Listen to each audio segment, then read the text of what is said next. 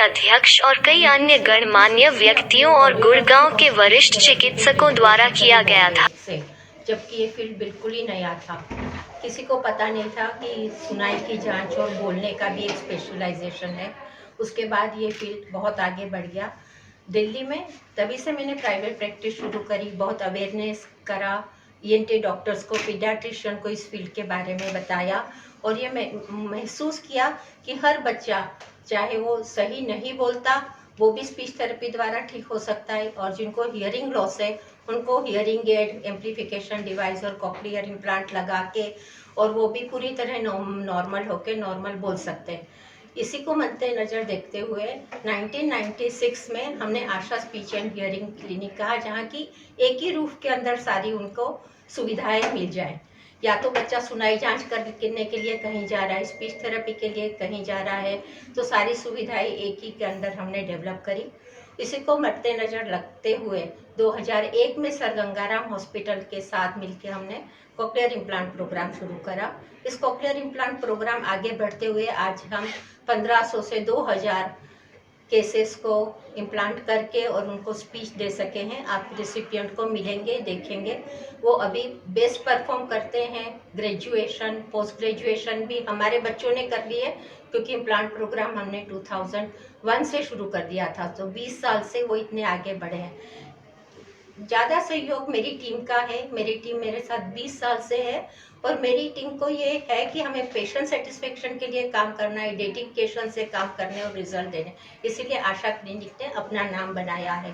काम बढ़ते हुए महसूस करा गया तो द्वारका ब्रांच शुरू करा हमने 10 साल के पहले, और आज हमें द्वारका के बाद गुड़गांव में ये सुविधाएं शुरू कर रहे हैं, डॉक्टर सारिका के साथ समझ के कि यहाँ पे इस सेंटर की बहुत ज़्यादा ज़रूरत है कि जो सुविधाएं वहाँ है वो यहाँ भी मिली जाए, और इसीलिए आज हम यहाँ पे शुरू कराएं। यहाँ सारी सुविधाएं हैं, early detection of hearing loss, early intervention, newborn babies की सुनाई की जांच, ओएई टेस्ट, इलेक्ट्रोफिजियोलॉजिकल टेस्ट, बेरा ओई, SSR, impedance audiometry, hearing aids और हर स्पीच थेरेपी की, voice disorder, stammering, unclear speech, miss articulation, सारा इलाज यहाँ पे होता है। सारे केसेस सेटिस्फाइड होके जाते हैं। मैम, इस पर पूरा खर्चा क्या है ट्रीटमेंट का जो पेशेंट्स को देना होगा? हर अलग अलग डिसऑर्डर का अलग अलग खर्चा है। अगर कोई हियरिंग एड ही सिर्फ लगाए तो हियरिंग एड तो 15-20 हज़ार से देके, और हाई एंड पर जाए तो 3 लाख तक की भी हियरिंग एड आती है, जिसमें कि वो टेक्नोलॉजी होती है और उस तरह से उसका आउटपुट होता है। अभी तक आप कितने बच्चों को ऐसा ट्रीटमेंट दे चुके हैं जो स्पीच एंड हायरिंग का के माध्यम से जो उनके इंस्ट्रूमेंट होता है? मैं कहना चाहूँगी कि वैसे तो मैंने अनगिनत हजारों या लाखों की संख्या में 40 साल से सबको ट्रीटमेंट दिया है, और इतने बड़े लोगों पर अगर स्पेसिफिक देखें, सिर्फ इम्प्लांट को मद्देनजर देखें तो 2000 से 2500 फैमिलीज, हियरिंग एड को देखें तो 5000 फैमिलीज, इस तरह हर फैमिलीज को हम सुविधा उपलब्ध कराई है। मेरे 20-25 फैमिली मेंबर की जो टीम है, जो आशा स्पीच हियरिंग क्लिनिक के साथ प्रोफेशनल है, उनके साथ मिलके पूरे देश भर के अंदर ऐसे काफ़ी क्लिनिक हैं स्पीच एंड हायरिंग के, पर लेकिन आप इसमें क्या ऐसा खास देते हैं जिससे कि लोग आपसे जुड़ रहे हैं और आप अपना नया खोलते जा रहे हैं?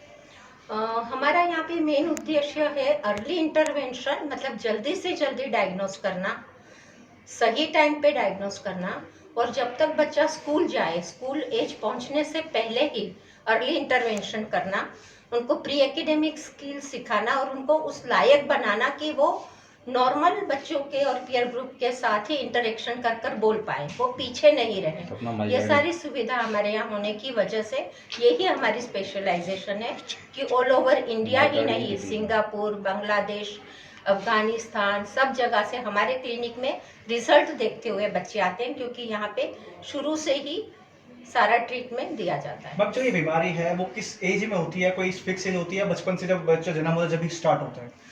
अलग अलग डिसऑर्डर हैं।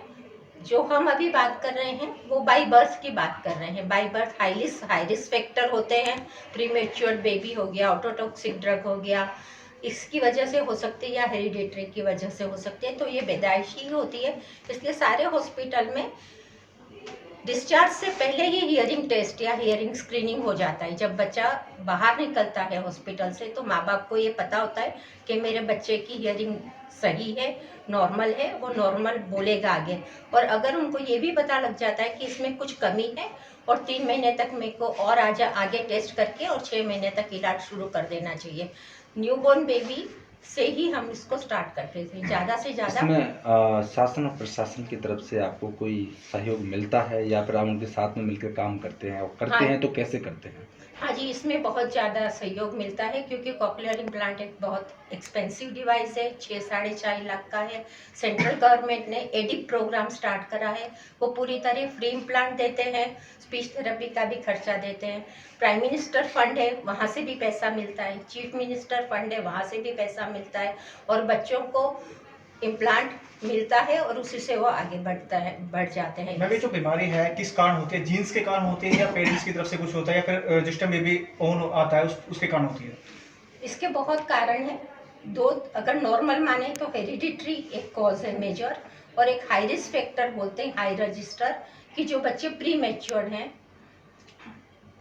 लो बर्थ वेट हैं, बाई बर्थ जॉन्डिस हुआ है, एस्फिक्सिया हुआ है, सांस नहीं ले पाते हैं, या और भी तकलीफें जो आईसीयू में ज़्यादातर रहे हैं, उनको ये तकलीफ ज़्यादा होती है। तो देश भर में कितने % बीमारी बच्चों में पाई जाती है? कुछ आइडिया बता सकते हैं? करीबन नॉर्मल पॉपुलेशन में 1000 में 2 से 4 से 5 बच्चे हैं, और अगर हाई रिस्क एनआईसीयू बेबी कहें तो 100 में 2 से 4 बच्चे।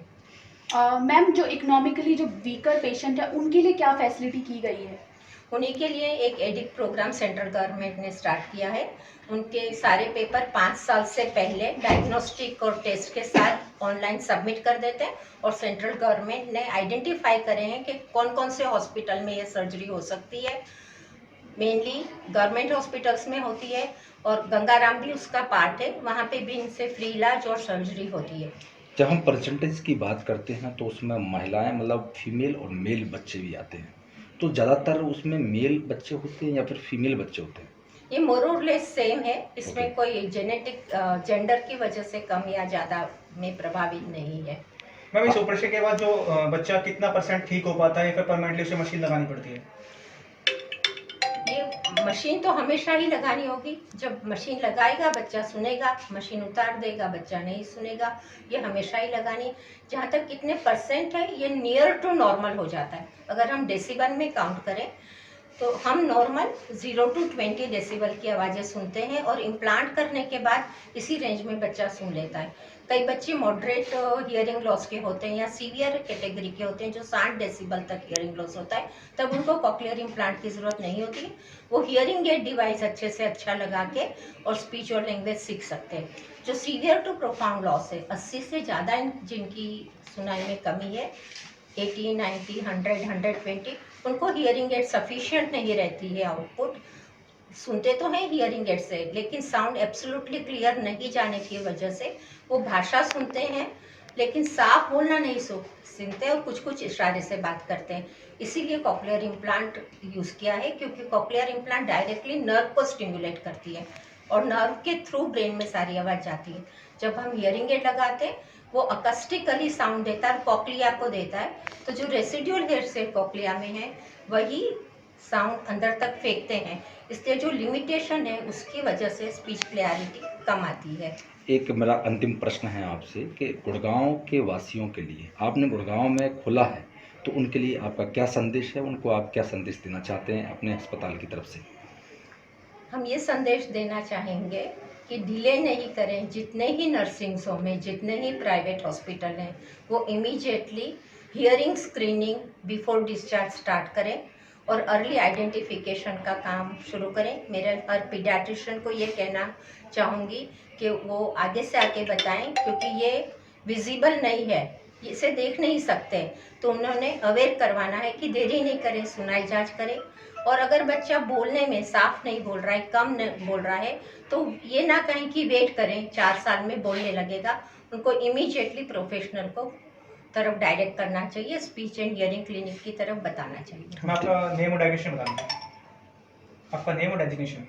आई am Asha Agarwal, audiologist, speech therapist, consultant, sir Gangaram hospital, and director of Asha speech and hearing clinic.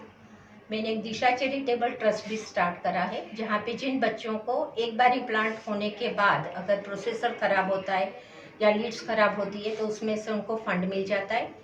जो बच्चे स्पीच थेरेपी नहीं कर सकते उनको भी हम दिशा चैरिटेबल ट्रस्ट के थ्रू आरंभ स्कूल स्टार्ट किया है, अर्ली इंटरवेंशन। उनमें निःशुल्क स्कूलिंग भी करवाते हैं और हमने रिसोर्स मटेरियल भी कराए। जो पेरेंट्स थेरेपी के लिए रेगुलर नहीं आते वो उस रिसोर्स मटेरियल से पढ़ के भी अपने बच्चे को सिखा सकते हैं।